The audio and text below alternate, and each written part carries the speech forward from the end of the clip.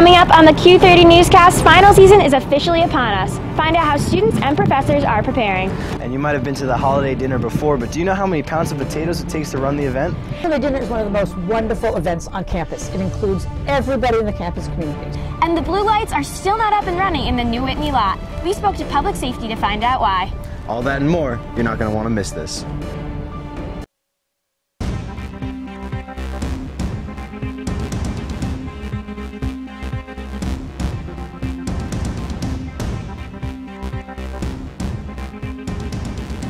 Live from the Student Center Piazza, this is the Q30 Newscast. Hello and welcome to our special afternoon edition of the Q30 Newscast. I'm Brooke Riley. And I'm Matt Halpin. The town of Hamden is working to increase driver and pedestrian safety through new traffic cameras that are being installed at certain intersections. Sarah Russell has more on the new technology. Some new technology will be seen in certain parts of Hamden in the upcoming months. The Hamden Police Department, along with the town's Legislative Council and the Connecticut Department of Transportation, have decided to install cameras to monitor crime and accidents in some of the busiest intersections in Hamden. Police Chief Thomas Wydra says the cameras will be beneficial to the town. It can provide us with visual evidence to help us determine cause of an accident, let's say. It can help mitigate any frivolous lawsuits that may be lodged against the town. And members of the Legislative Council are hoping this change eases the town's traffic problems in those areas. Those traffic lights on Whitney are problem areas, and that's in my district where my constituents travel through on a regular basis, and I wanted to make sure that people understood what's being done and the efficiencies that the traffic problems are being dealt with. Chief Wydra says the cameras on traffic lights will be beneficial to both the police officers and the residents, and maintenance is necessary as the traffic lights haven't been changed in over 30 years. Traffic light equipment should be replaced somewhere around every 20 years. These signal lights at these intersections are, many of them, more than 30 years old. And so it is very important for us to really do a better job with the scheduling of these replacements. The Connecticut Department of Transportation will select the most qualified and cost-effective vendor in the next few weeks, and the project is anticipated to begin in spring of 2018. Sarah Russell, Q30 News. The Whitney parking lot has been open for a couple of months now, but the emergency blue lights there are still not working. The blue lights can be pressed in an emergency situation and a public safety officer will respond. The system is something that Quinnipiac stresses heavily to help students feel more safe. But students are wondering why the lights are still wrapped in caution tape. We spoke to public safety to find out when these lights will be up and running. This is why we're a lot better off taping it off and just telling everybody, sorry, it's broken, than if you had someone who's in an emergency and tries to push a button and it doesn't work. Currently, public safety is exploring cellular solutions for the Whitney lot blue lights. In the meantime, public safety is encouraging students to install the Rave Guardian app as a substitute for the non-functional blue lights in Whitney lot. This application allows students to send their GPS location directly to public safety. Very few students are aware of the Hamden Plaza shuttles that have been brought back by public safety this semester. For the past couple of years, Quinnipiac has not provided shuttle service to Hamden Plaza because of issues between the university and the town. Instead, they provided more shuttles to a North Haven Plaza. But now the Hamden shuttles are back. Shannon Grasso, head of Parking and Transportation and Public Safety, says the shuttles run on Saturdays only from 12 to 6. You know, based on ridership, so we've been collecting information. I don't have anything right in front of me. What the ridership has been, but it's nice. I mean, I think maybe, you know, if students start using it, we could expand it. Pro Park has been tracking the use of all the shuttle routes to better serve the students. Quinnipiac is holding a holiday basket raffle to support the United Way campaign. Students can buy raffle tickets from the student organization tables near the Mount Carmel bookstore for the rest of this week. Tickets are $1 each, 7 tickets for $5, or 15 tickets for $10. There are 19 baskets ranging from an Italian Sunday dinner package to an athletics fan basket. Prizes include gift cards, Quinnipiac attire, and even an Amazon Fire tablet. Cash, check, and Q card are accepted. Get ready for 444 pounds of mashed potatoes this Thursday as the Quinnipiac faculty and staff will be hosting a holiday dinner. In the 33rd annual installment of this Quinnipiac tradition, students will be served food by faculty in a holiday-themed dinner. If you have the opportunity at some time in your 4 years at Quinnipiac, you should get to the holiday dinner. It's really a fun event. It was created for the students, and we want the students to enjoy themselves. The event runs from 4 to 11 in the Mount Carmel Dining Hall and will be free to all students. Now, Brooke, that is a lot of mashed potatoes, and for a guy like me, that's a lot of gravy. How about you? I mean, I'm not a big gravy person, but mashed potatoes sound really good right now. Nonetheless, it was a little rainy yesterday. Luckily, there's some more sun today. We have a preview of our full weather forecast with Chris Stacey right now. Chris, what can you tell us? Well, Matt, Brooke, student stress levels may be going up, but the temperatures next week will be going down. I will have your full 7-day forecast coming up. Thanks, Chris. Coming up after the break, fitness center hours and residence hall rules are being changed for finals week. Stay with us to find out more. And Sarah Russell has more information on how the GOP tax bill can put you deeper into debt. Don't go anywhere. Hello, and tonight on Sandwich News, we will determine what makes a good sandwich and a bad sandwich. First, the standard sandwich. Uninspired, and frankly, a little gross. But we have here a Ray and Mike sandwich, the Cadillac of sandwiches. And if you want one, well, come on down to Ray and Mike's at 3030 Whitney Ave, Hamden, Connecticut. Open every day from 6 a.m. to 10 p.m. QCash is accepted. Now that's a sandwich. This is Sports Pause. Are you concerned with the 0-2 start for this team? Right here, top of the circle, again, rips it past the Jasper's goalie. What will breaking the record mean for the program himself? I mean, 138 wins.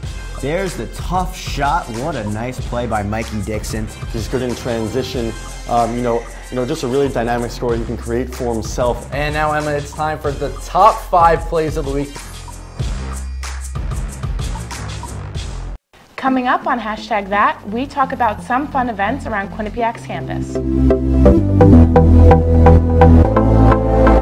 And we talk about some weird news that's been discussed around Twitter. All that and more, we are your source for Quinnipiac's entertainment news.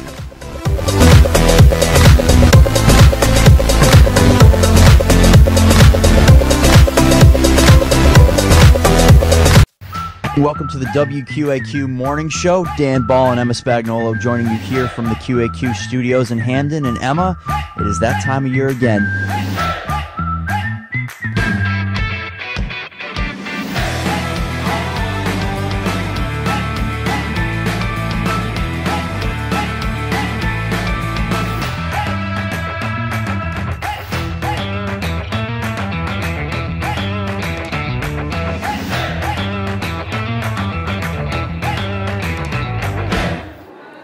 Welcome back to the Q30 Newscast. Thanks for sticking with us. Finals week is all about flexing your academic muscles, but for those of you looking to flex your physical muscles too, listen up. The Quinnipiac Fitness Center is using a modified schedule for fitness classes during finals week. Classes are still being offered each day, and students will still need to sign up through the IM League's website. Keep track. And with those hours being changed, Res Life is changing some hours too. 24-hour quiet hours go into effect in the residence halls beginning this Friday at noon. Not only will residents have to abide by these noise instructions, but also no overnight visitors are allowed on campus. Mark DeVillibus, Director of Residential Life here at Quinnipiac, stresses the importance of this rule at the end of each semester. In a statement he made to Q30, he said, quote, "The Office of Residential Life established exam quiet hours many years ago so that residents can be singularly focused on their exams. We are committed to excellence in the development of a living learning environment that contributes to student success and exam. Quiet hours are essential to our efforts at the end of the year," end quote. Quiet hours run through the end of finals week, and residence halls close December 15th at 6 p.m. Before those residence halls close, though, students can look forward to a long finals week ahead. Bev Wakiaga has more on how students and professors are preparing for this stressful time of the semester. The library is a quick place to meet with your group, to study, and wait for your next class. With finals less than a week away, it is going to be home for some students as they prepare for their exams. I would go to the library, review past homeworks and assignments and study from there. The library isn't the only place that sees an increase in the number of students before the final week of school. The health center does as well. Definitely see more the week before finals versus the week of finals, I think, because people are preparing for that week. According to Chase, the symptoms students usually exhibit are either because of a cold or because they have set themselves up for illness. It's because students have almost run themselves down so much and, haven't taken care of themselves. The health center has different treatments and methods of helping students deal with the stress of the final weeks of the semester. These include providing information and stress-relieving groups. Chase has some recommendations for students during these last few weeks. Food choices, make sure they're eating, some aren't even eating, resting and taking breaks from the studying and just not pulling these all-nighters. Even then, some students have been taking initiative and planning ways of de-stressing before the final exam period. Sports such as basketball or soccer, or I just play video games or read a book or watch videos. Other organizations have been tabling to prepare students for the next week. Sorority Alpha Chi Omega was giving out a final survival kit, and the Department of Cultural and Global Engagement will have snacks, coloring books, and puzzles in the multicultural suite for students who want to take a break during the week. For Q30 News, I'm Beverly Wakiag. Students are getting some exercise in with a winter activity before finals. Residence Hall Council hosted a skate night at the Frank Perotti Jr. Arena and allowed students to skate on the same ice as the D1 Quinnipiac Bobcats. The Residence Hall Council put on its second annual skate night on the ice at the TD Bank Sports Center on Tuesday night. So the first time, a lot of people did come to it, but this time there was definitely a bigger turnout. Students began lining up for the event at about 5 p.m. to fill out their waivers before getting on the ice. The first 50 people to arrive received a free hat. Well, they said they were giving away free hats, and I wanted a free hat, and I like ice skating. Students were encouraged to bring their own skates. However, the Residence Hall Council provided skates to those who needed them. A very positive reaction, other than the fact of the shortage of skates, which I hope we'll be able to fix for next semester and get more skates. Students wearing ugly sweaters received free raffle tickets, and Christmas music was playing to go along with the holiday theme. We didn't know how it was going to go with it being before finals week, but a lot of people did show up. Last year's event was held on Valentine's Day and will be held again on that day next semester. And we did that's just kind of like a fun thing, people to come and if they don't have anything to do with on Valentine's Day or want to dance or want to skate with their significant other, they can come out here. To get them more involved and come out and do something that's student-based and get to know other people. As you can see, tonight's event has been very successful. The Residence Hall Council will put on this event again next semester. Reporting from the TD Bank Sports Center, Brooke Riley, Q30 News. Well, Matt, there always seems to be something big happening in our nation's capital. Absolutely, Brooke, but luckily we have Sarah Russell here to update us on the latest national news. Sarah, there's some pretty crazy stuff going on in the nation's capital. Would you agree? Well, Brooke and Matt, you're definitely correct on that one. Let's get right into it. Beginning with news that has a huge effect on millions in the country, including students. Early Saturday morning, the Senate passed a GOP tax reform plan by a vote of 51 to 49. The plan offers major tax cuts to businesses and wealthy people, but could possibly put graduate students with loans out deeper in debt. Representatives were outraged to see that they had to vote on a bill that contained mostly ineligible handwritten revisions in the margins, which Democratic Senator John Tester called unbelievable. All 48 Democratic members of Congress voted against the bill. CVS Pharmacy is planning to buy Aetna in a $70 billion deal. Aetna is a Connecticut-based company and is one of the largest health insurers in the country, and CVS is one of the biggest drugstore chains and prescription drug insurers in the country. The deal isn't final yet, though. Antitrust regulators still need to approve it, which may be tough considering their skepticism towards similar healthcare mergers in the past. If the deal passes, it will be the largest health insurance acquisition ever. Hundreds of fans were left disappointed when they showed up to watch the scheduled implosion of the Pontiac Silverdome on Sunday morning. Explosions went off, but when the smoke cleared, the Michigan Stadium was still standing. According to the Adamo Group, the contractor for the project, problems with the wiring caused about 10% of the explosives to not detonate. The Silverdome was successfully imploded during a second attempt on Monday. And finally, President Trump's lawyer, John Dowd, is taking responsibility for a controversial tweet sent from Trump's personal account. The tweet insinuated that President Trump knew that former National Security Advisor Michael Flynn had lied to the FBI.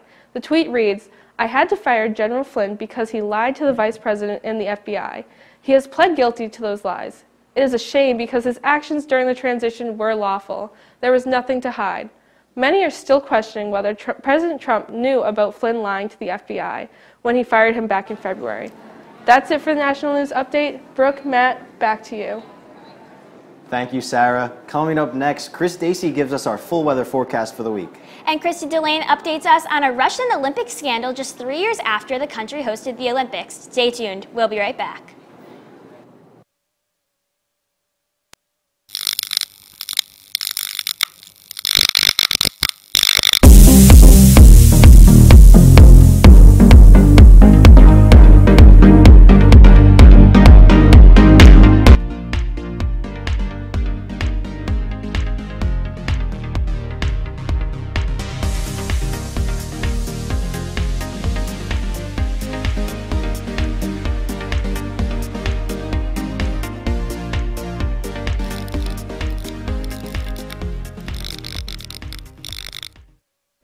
Hello, and tonight on Sandwich News, we will determine what makes a good sandwich and a bad sandwich. First, the standard sandwich. Uninspired, and frankly, a little gross. But we have here a Ray and Mike sandwich, the Cadillac of sandwiches. And if you want one, well, come on down to Ray and Mike's at 3030 Whitney Ave, Hamden, Connecticut. Open every day from 6 a.m. to 10 p.m. Qcash is accepted. now that's a sandwich. Welcome to the WQAQ Morning Show. Dan Ball and Emma Spagnolo joining you here from the QAQ studios in Hamden. And Emma, it is that time of year again.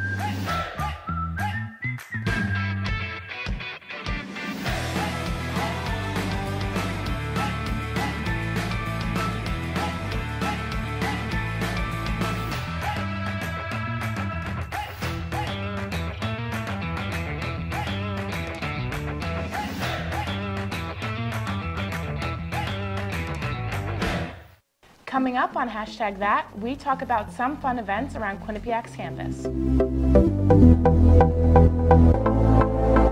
And we talk about some weird news that's been discussed around Twitter. All that and more, we are your source for Quinnipiac's entertainment news.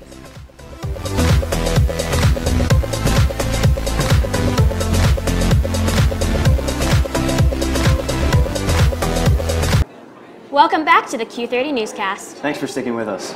With only 15 days until the winter solstice, the cold weather is certainly upon us. Chris Dacey is here to bring us our full weather forecast. Chris, how's the weather up there? Matt, Brooke, thank you. And like I said, temperatures will be going down, but we're going to take a look at Hamden right now. Right now, it is a crisp 44 degrees with sunshine. You might have seen right behind us. Enjoy it while it lasts, because tonight the clouds are going to roll in. Temperatures are going to go down to 37 degrees Fahrenheit, but tomorrow the sun will be back with the high of 42. Now let's take a look around the state of Connecticut. You can see that Danbury is also at 44 degrees. Torrington a little bit colder at 41. New Haven also at 44. Killingly up there at 45. They have the warmest, or they don't. New London is at 47, and Hartford's also at 47 degrees. Now let's take a look at my 7-day forecast. Wednesday it's going to be partly cloudy with a high of 46, low of 30, go below freezing that night. Thursday it's going to be even colder at night, low of 25, but a high of 44, and like I said, it's going to be sunny. Friday partly cloudy again, high of 39, low of 28. Saturday, it's going to be a high of 38 and low of 26, mostly cloudy. That's going to be a dreary day just in time to remind you finals are coming up. Sunday, it's going to be mostly cloudy, low of 30 or high of 35, low of 21, and then Monday, it's going to be 38 degrees, low of 28, and then Tuesday, high of 43. Temperatures are going to go up again, and then a low of 24. And that is all I have for the weather. Back to you guys at the desk. Well, I certainly hope that the clouds make me stay in the library a little bit longer. It would definitely encourage students to study, which I know it can be very stressful for finals, but maybe it'll be good for them. Oh, well, thanks for the update, Chris. Well, the entertainment world is buzzing with news this week, including an injured actress. Krista Delane is standing by with more. Krista, hit us with that entertainment update. Yes, Matt, Blake Lively was injured on the set of her upcoming movie, The Rhythm Section. She is filming in Dublin, Ireland, where the production has been temporarily suspended. The injury happened during an action sequence. In the movie, she plays a woman looking for revenge after finding out her family's death was not an accident. As for the accident that occurred to Lively on set, it is unclear how long production will be suspended for. The Rhythm Section is scheduled to be released in February of 2019. Following the announcement of Prince Harry and Meghan Markle's engagement, people have been coming up with their own guesses as to what we should expect at the May 2018 wedding. The couple has already announced some of the details for the big day, including that Prince Harry's best man will be none other than his older brother, Prince William. Typically, in a royal wedding, there are supporters instead of a best man, so this decision is a bit different. Prince William also broke the tradition with his wedding several years ago when he had Prince Harry as his best man. The wedding will take place at St. George's Chapel at Windsor Castle. And with Meghan Markle's Hollywood stardom, there are bound to be a few celebrities you will recognize at the ceremony. Russia has been banned from competing in the 2018 South Korea Winter Olympics. The announcement was released on Tuesday after a long investigation. The World Anti-Doping Agency found that more than 1,000 Russian athletes have been involved in doping. Although Russia was found guilty of a state-backed doping program, the International Olympic Committee has said that any athletes from Russia who can prove they are innocent and wish to compete can do so wearing a neutral uniform. But Russian government officials are forbidden to attend, the Russian flag will not be displayed, and the Russian anthem will not be played. Finally, in some local entertainment news, Kiss 108's Jingle Ball is right around the corner. The concert will take place in Boston at the TD Garden on December 10th. Free tickets are being given away to lucky callers throughout the week. The lineup this year includes Fall Out Boy, Kelly Clarkson, Fifth Harmony, Halsey, Charlie Puth, and more. It looks like the holiday season is now in full swing. That's all I have for this week's entertainment update. Brooke, Matt, do either of you have tickets? Thanks, Krista. Brooke, you got tickets? I don't, unfortunately. It's the week of finals, so I will be stuck here studying all week. How about you? Well, I don't really like to splash a lot of cash on tickets, but I heard that our weatherman, Chris Dacey, was buying, so I'm all for a free concert. Wow. From basketball to hockey, winter sports are in full swing. When we come back, MJ Baird is here to give us an update on all things Quinnipiac sports. Coming up on #that, we talk about some fun events around Quinnipiac's campus. And we talk about some weird news that's been discussed around Twitter. All that and more, we are your source for Quinnipiac's entertainment news.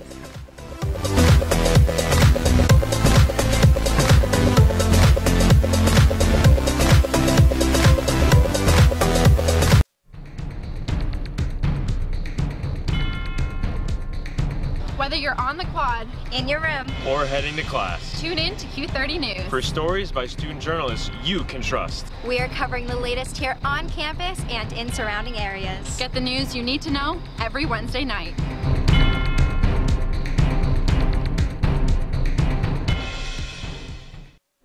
Hello, and tonight on Sandwich News, we will determine what makes a good sandwich and a bad sandwich. First, the standard sandwich. Uninspired, and frankly, a little gross. But we have here a Ray and Mike sandwich, the Cadillac of sandwiches. And if you want one, well, come on down to Ray and Mike's at 3030 Whitney Ave, Hamden, Connecticut. Open every day from 6 a.m. to 10 p.m. Qcash is accepted. now that's a sandwich.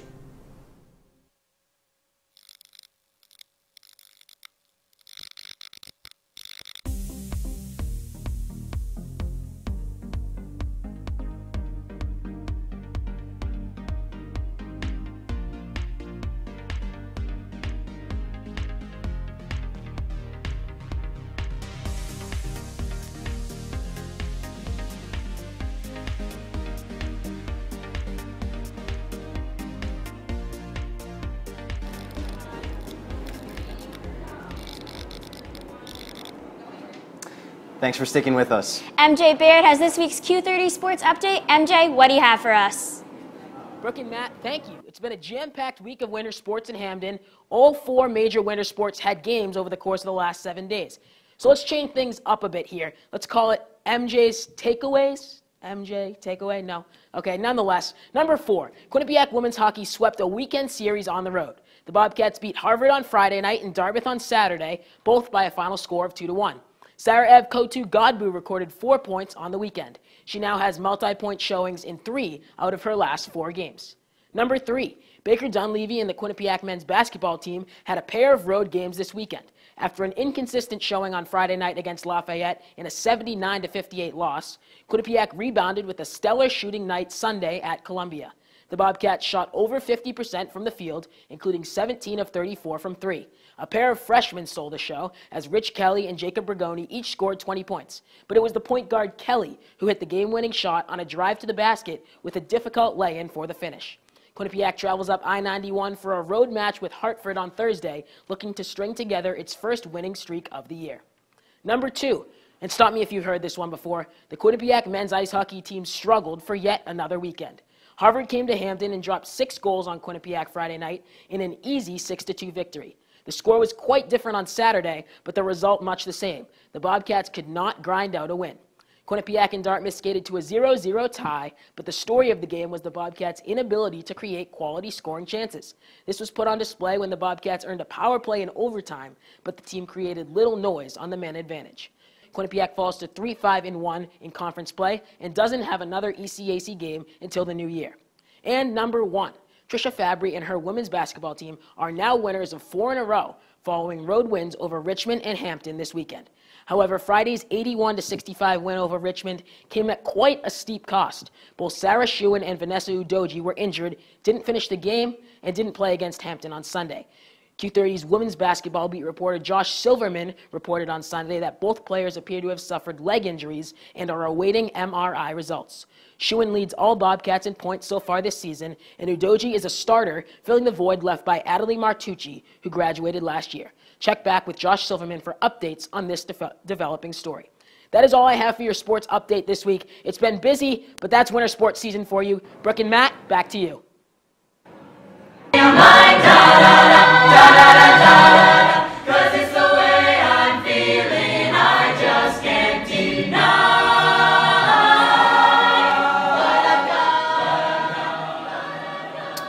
Just an amazing job by the Legends a cappella group at their concert on Monday night.